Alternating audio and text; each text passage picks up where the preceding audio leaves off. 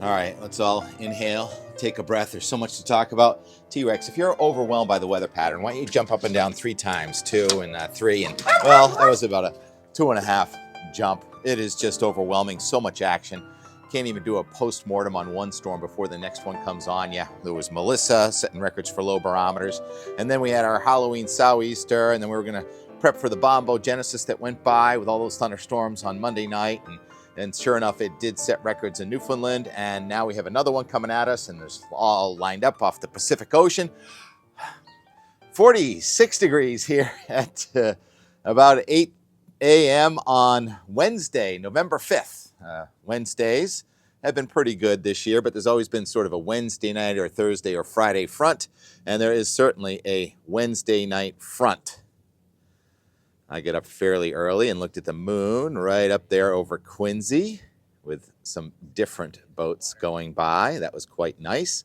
The full beaver moon is today, and we've got a mackerel sky, not 24 hours dry. And that saying certainly works out today. Let's start with the big picture satellite of the Atlantic Ocean, brought to you today by Vincent van Gogh. Starry night. Isn't that what it looks like? From 21,000 miles up in space, the Atlantic Ocean is just a swirl of storms. And the left there, that's our historic Bombo Genesis from Newfoundland. And then you have sort of some DNA from Melissa, and the front from our Halloween. And then off of Portugal, a third cyclone in the Atlantic Ocean. So there's a bottleneck in the atmosphere. Now, we don't really have the Greenland block as strong as we did, because if we did, we'd be talking about a parade of snowstorms, but instead we're talking about a parade of beautiful scenes on the water. There's Boston. It's going to be a thunderstorm tonight, a lot like Monday night. And the parade of boats in Quincy at Blue Hill, the wind is going to gust to 50 miles an hour tonight. Blue Hill just over the horizon there. And over Hull, there's going to be a wind gust to 45 miles an hour tonight around midnight with a thunderstorm again, a lot like what happened on Monday night. Let's see what to talk about. The temperature profile this morning, Mount Washington, the top of Mount Washington, where Ryan Haas says we've had about 10 inches of snow in the last 48 hours, is 18 degrees, and at the bottom it's 41 degrees. So it is unstable again today with a warm front coming at us. And it's going to snow on Mount Washington hard tonight, tomorrow, probably another 12 inches. So full-on winter above 6,000 feet. But below 6,000 feet, it's going to be a wintry mix. It's not going to be all snow, a wintry mix expected across the forecast area. Tell me if you remember where that line came from. All right, so what do we do now? Show the radar, I guess. The West Coast is going to take a pounding here. These storms come in off the West Coast, and they tend to weaken over the Rockies, and then they come back to life over New England. That's what's going to happen. One is coming back to life over New England right now with that sort of spoke of rain with a warm front coming across from northern New York to very close to where I am here, and then the body of that precipitation really is going to come in tonight, but it's going to be going downhill fairly quickly. Today is Kate's birthday. Happy birthday, Kate. People I wanted to mention. I also wanted to mention some friends in Newfoundland for verifying yesterday's forecast. And Eddie Shear was the one I started contacting first, and he was talking about the low pressure, and he got Rodney Barney involved, who got Dr. Chris Fogarty involved. And Eddie said yesterday with that central pressure on that storm there, down to 944 millibars. Yeah, it deepened more than 50 millibars in 24 hours. Obliterated, he says, the low pressure records for Newfoundland in November.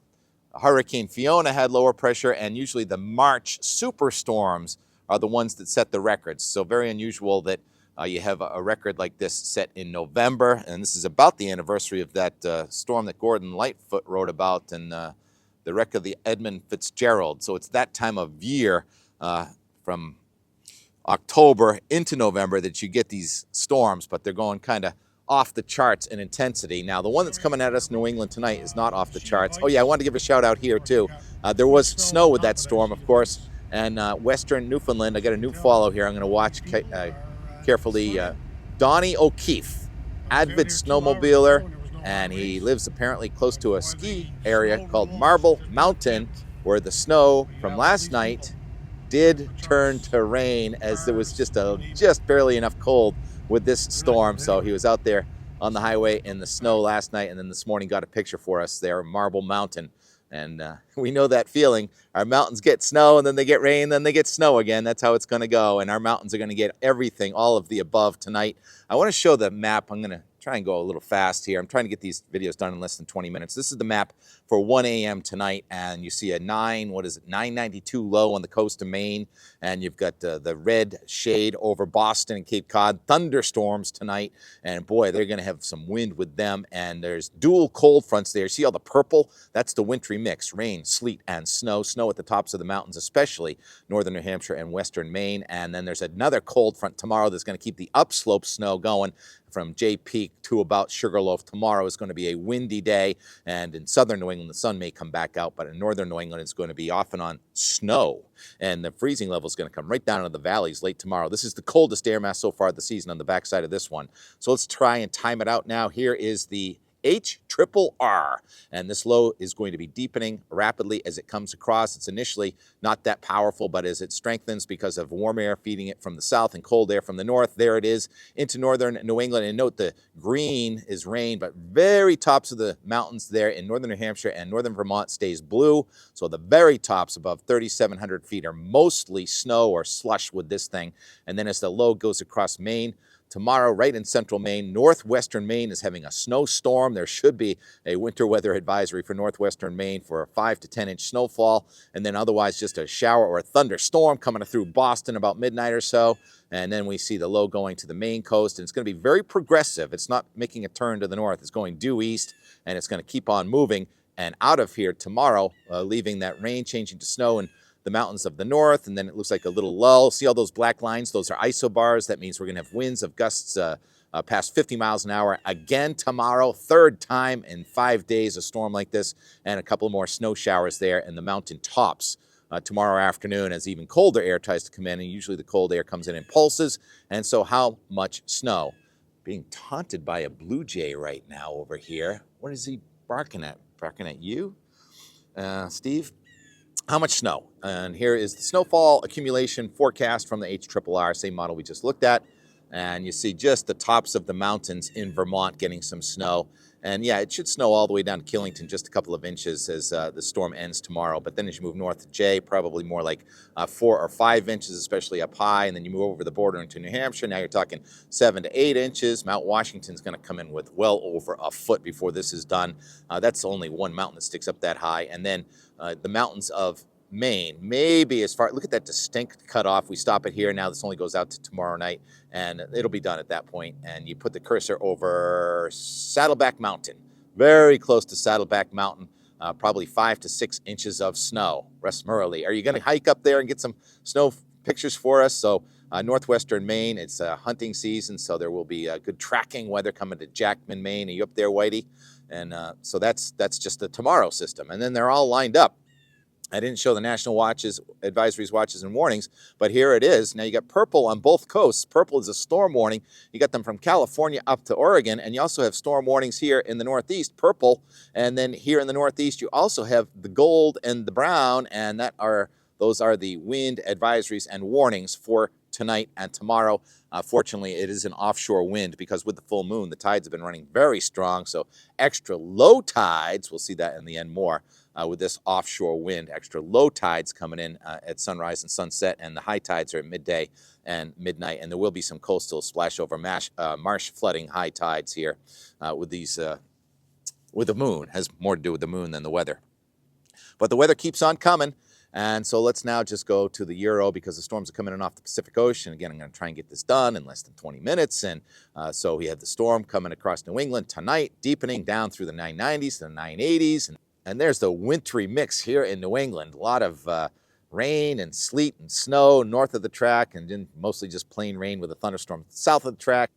And then that takes off, leaving us with beaucoup gusts of wind tomorrow afternoon. High pressure goes to our south. When high pressure goes to our south, the return flow from the west usually warms us up pretty quickly. and another front coming in so fast here on Friday. And again, we're going to have the red lines coming back, replacing the blue lines. That means warm enough for rain in most of New England, although this is a tough call. Again, this one's going to be going up the St. Lawrence River Valley. It looks like as fast as we got cold, it's going to get warm again. And those are rain showers for the most part. And the front kind of weakens, and it looks like one front going off the south coast on Saturday morning. And then it leaves not much wind, and another front across northern New England, call it the almost polar and Arctic front. And another storm's going to come in here, so not a huge deal Friday night and Saturday, but it doesn't look pleasant. It looks kind of damp and cold.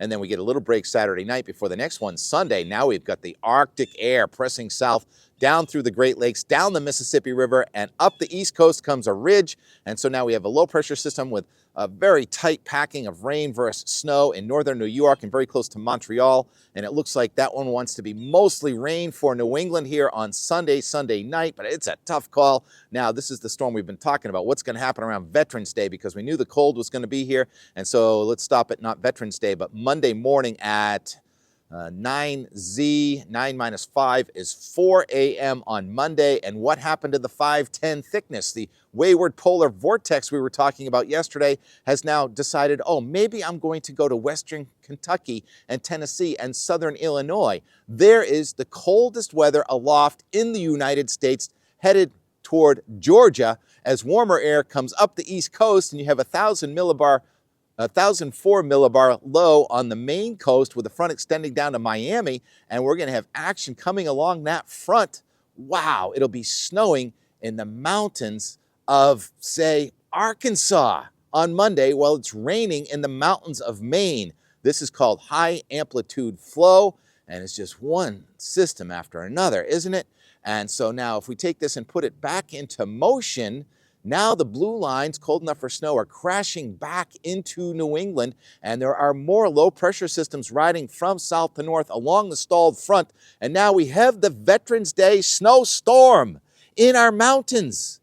So it has increased in cold and moisture and low pressure for us here on Tuesday and Wednesday, and that low is moving due north, and it stays right on our map there all the way up into Wednesday afternoon. Now I'm going to stop it here and show you a 970 millibar low pressure system north of New England again. How many of these deep storms are there going to be? But this time, look at all the wind and blue lines with our thicknesses more like 534, 528, 522. So it is snowing in the mountains all the way down below the mountains. The Worcester Hills could be getting frosted at this point, if not a snowstorm for New England next Tuesday into Wednesday. And then take a breath, put this back into motion, and that lifts out. And we have, another front next Thursday. More cold air coming at us, more storms coming in off the Pacific Ocean, high pressure going to our south, so rapid fire changes.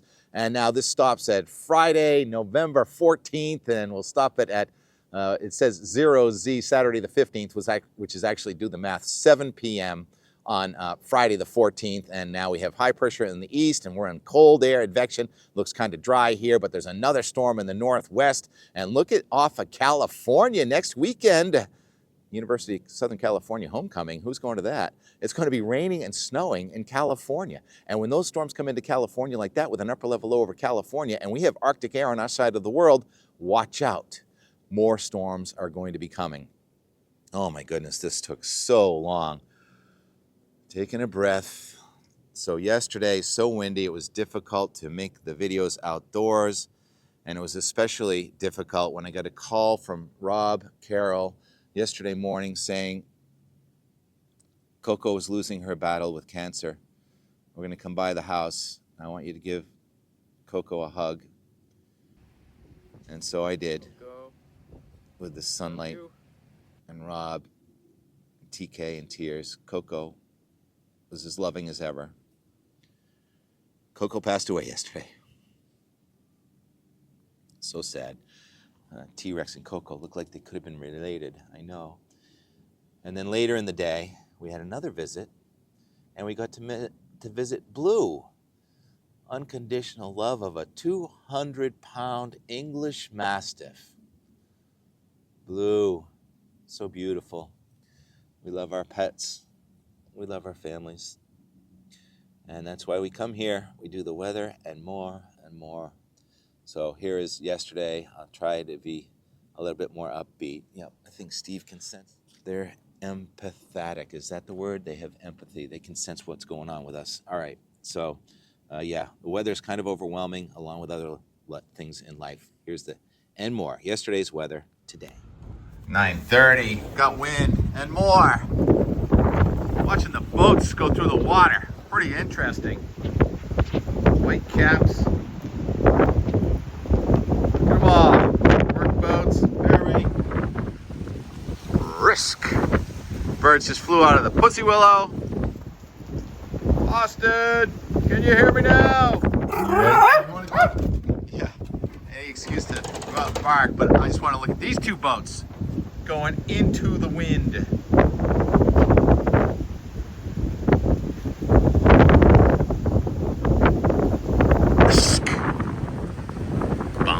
Genesis, get out of my sunlight.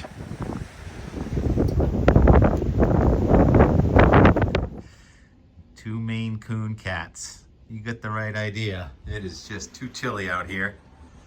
It's actually not that cold, but the wind is grating on the soul and the spirit. That storm deepening to 950 near Newfoundland, and you got a 1030 high over the southeastern United States. That's about an 80 millibar pressure gradient. We've talked about it a bunch of times lately. It's just incredibly low pressure, incredibly high pressure. And that has just generated day after day after day of wind. Air moving from high to low pressure.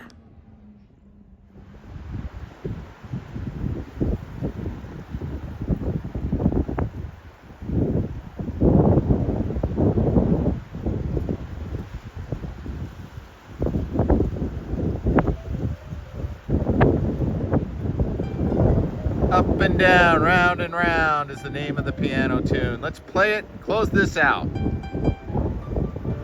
Things are a bit askew, and we're gonna do this again on Thursday, which is now tomorrow, because this is yesterday's weather, right? Today. And we've got other things going on here. Also, this thing called low water advisory in effect in Long Island Sound right now. The planes coming in over our very low water here on the Gulf of Weymouth. The tide is extra low with the full beaver moon on our Wednesday. Bass Rock really protruding. And we're going to have a marsh flooding high tide at midnight and 10 a.m. as we've lost the sun over the neighbor's house. So this is the end of this windy day video. We get a little bit less windy for our Wednesday, and then it's back again for our Thursday. And it's probably back again early next week with the possible wayward polar vortex coming in for a landing. Thanks for watching. Talk to you tomorrow. Always a Thursday front this year. Winter is coming fast.